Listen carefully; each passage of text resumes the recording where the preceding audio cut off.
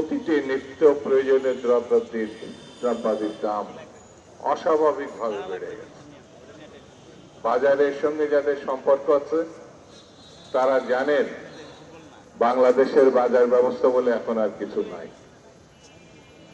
Doctor Yunus রাজনৈতিক ব্যক্তিত্ব নন, তিনি এনজিওর মানুষ, কিন্তু অর্থনীতির তো মানুষ।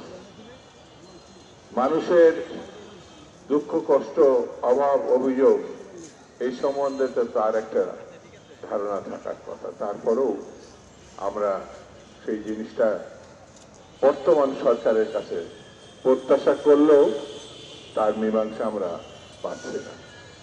বন্ধুরা, এই সরকার আর খুব বেশি দিন নাই, কারণ ইতিমধ্যে 1 মাসেরও কম সময় এখন আছে জাতীয় সংসদের নির্বাচনে। জাতীয় সংসদের নির্বাচন হলে পরপরেই দেশে একটি সরকার গঠিত হবে।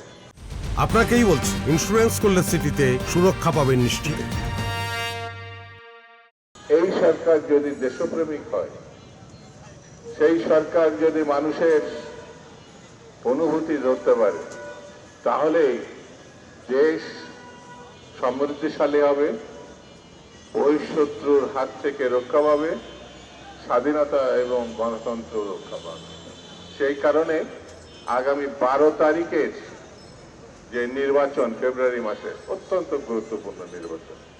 এই নির্বাচনে যদি আমরা ভুল করি তাহলে সরকার ভুলের খেসারত দিবে, দেশবাসী ভুলের খেসারত দিবে, দেশের স্বাধীনতা সার্বভৌমত্ব হুমকির মুখে পড়বে। সেই কারণে আসুন নির্বাচনকে ভালো করার জন্য যে কাজগুলো করার দরকার তার ভিতরে অন্যতম একটি কাজ, মানুষ যেন নির্ভাবনায় নির্ভয়ে নিরাপত্তার সঙ্গে ভোট কেন্দ্রে যেতে পারে, যেটা গত 15 বছর 16 বছর আমরা দেখি নাই। মানুষ ভোট কেন্দ্রে যেত না, ভোট হয়ে যেত। হাসিনা দাবি করত তিনি জনগণ কর্তৃক নির্বাচিত। আমরা বলি সেই 3টি নির্বাচন ছিল তামাশার নির্বাচন। দেশবাসী সহ সারা বিশ্ব দেখেছে এটা কোনো নির্বাচন হয়নি। একমাত্র শেখ হাসিনা আর তার প্রিয় বন্ধু মোদি বা ভারত, তারা শুধু এই নির্বাচনকে অনুমোদন করেছে।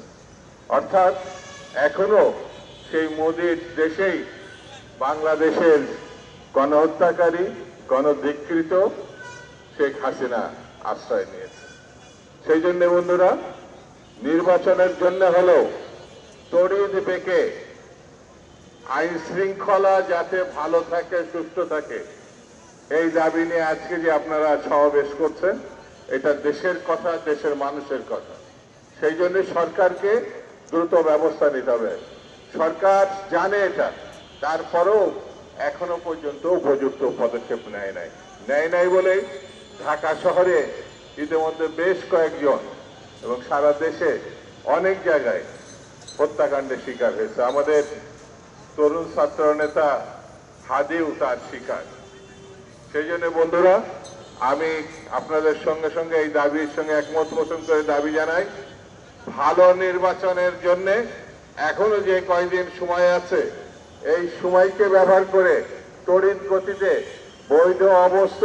অবৈধ অস্ত্র যারা শেখ হাসিনার কাছ থেকে লাইসেন্স পেয়েছে, সেটাকে আমরা বৈধ অস্ত্র বললেও সেটা দলীয়দের, ছাত্রলীগ, যুবলীগ, আওয়ামী লীগের হাতে আছে। সেইটা লাইসেন্স দিলেও এটা বিপজ্জনক সেই অস্ত্র। সেটি সহ অবৈধ যেসব অস্ত্র আছে তা উদ্ধার করতে হবে, না হলে ভালো নির্বাচন করা যাবে না। মানুষকে স্বস্তি দেওয়ার জন্য, ভালো নির্বাচনের জন্য এটা যেমন প্রয়োজন, আগামী দিনে সুখী সমৃদ্ধশালী বাংলাদেশকে নিশ্চিত করতে হলেও এই দাবি সরকারকে বিবেচনা পূর্ণাঙ্গভাবে মানা উচিত। বন্ধুরা, আসুন ভালো নির্বাচনের জন্য আমরা ঐক্যবদ্ধ হই এবং জানি ভালো নির্বাচন হলে এই দেশে যে সরকার আসবে সেই সরকার শহীদ জিয়ার সরকার। যে সরকার আসবে সেটা বেগম খালেদা জিয়ার সরকার। যে সরকার আসবে সেই সরকারের প্রধানমন্ত্রী হবে তারেক রহমান। সেই জন্য আসুন আমরা একটি ভালো দেশপ্রেমিক গণতান্ত্রিক সরকার প্রতিষ্ঠার জন্য আমরা সকলেই ঐক্যবদ্ধভাবে প্রচেষ্টা চালাই।